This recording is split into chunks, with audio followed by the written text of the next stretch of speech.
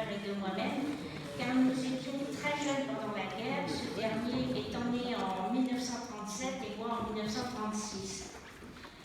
Mon père ayant été maire de Clermont avant la guerre, comme il n'y a pas eu d'élection pendant l'occupation, étant en plus médecin et ayant fait allemand première langue, il a dû avoir des facilités pour pouvoir circuler nuit et jour en salle car ou en voiture.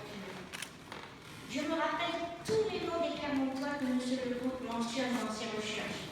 Odette et Gaston, Odette qui était marchand de lait dans la rue principale. J'allais d'ailleurs le matin avant de descendre au collège poser mon bidon que je reprenais le midi. Monsieur Pouly, Monsieur Sauvage, Bousier, Bartoli, le cultivateur Bevard, je ne sais plus comment ça dit, Bezard, le docteur Odo, d'ailleurs son fils Didier était dans ma classe au collège. Je me rappelle que papa supportait très mal la présence des officiers allemands chez nous. Ils occupaient la maison, festoyaient dans la salle à manger, jouaient du piano dans le salon. Papa nous défendait de leur parler, mais les cuisiniers allemands, qui étaient des paysans et non des nazis, n'étaient pas là pour la guerre, étaient très gentils avec nous les petits. Un officier allemand s'était vanté plusieurs fois à maman que ses deux fils allaient bombarder Londres, ils y sont morts. Il a eu alors ces mots terribles à ma mère, c'est horrible la guerre, Madame Bouchard. J'avais une maison de poupées et je jouais à la marchande, mais à chaque fois que l'officier allemand me demandait si j'avais quelque chose à lui vendre, je lui répondais toujours que c'est fermé. Lors des bombardements, nous descendions à la carte-boutique qui faisait le tour de la ville jusqu'à l'hôtel de ville. Maman y avait mis des lits, de la nourriture, etc. Papa s'absentait très souvent le soir. Je l'entendais de ma chambre traverser le petit jardin de notre hôtel particulier pour aller prendre sa voiture dans les écuries. Il était aussi très ami avec le directeur de l'hôpital psychiatrique, M. Daquet, et cette amitié a dû lui servir pour cacher des aviateurs ou des juifs.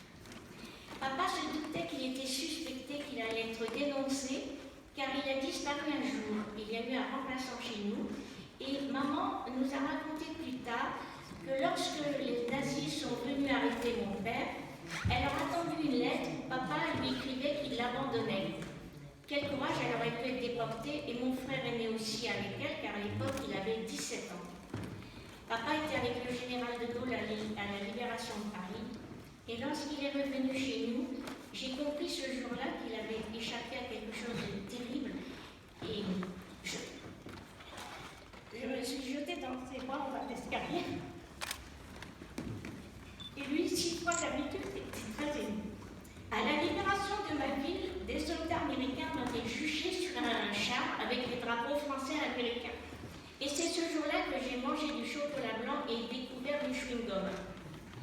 Aussi, je regrette tant aujourd'hui qu'il ne nous ait pas pu parler à mon petit frère et à moi-même de ses activités de résistants, mais à l'époque, les parents ne parlaient pas à leurs enfants.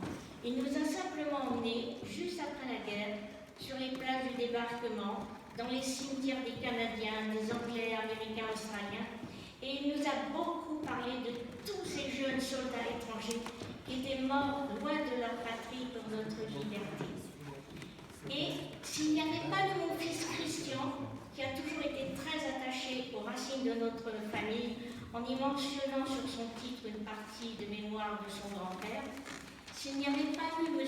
Lecomte pour lui donner le résultat de ses recherches des descendants des aviateurs de ce B-17 du 11 février 1944, cette journée émouvante n'aurait jamais existé. Cette journée émouvante n'aurait pas ressuscité mon père, et mes enfants, mes petits-enfants n'auraient jamais su que leur arrière-grand-père avait fait partie de ces petits héros ordinaires français qui ont contribué à la libération de notre pays grâce aux alliés et autres héros étrangers.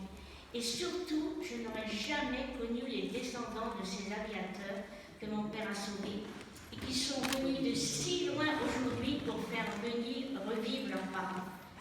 Merci, merci à eux.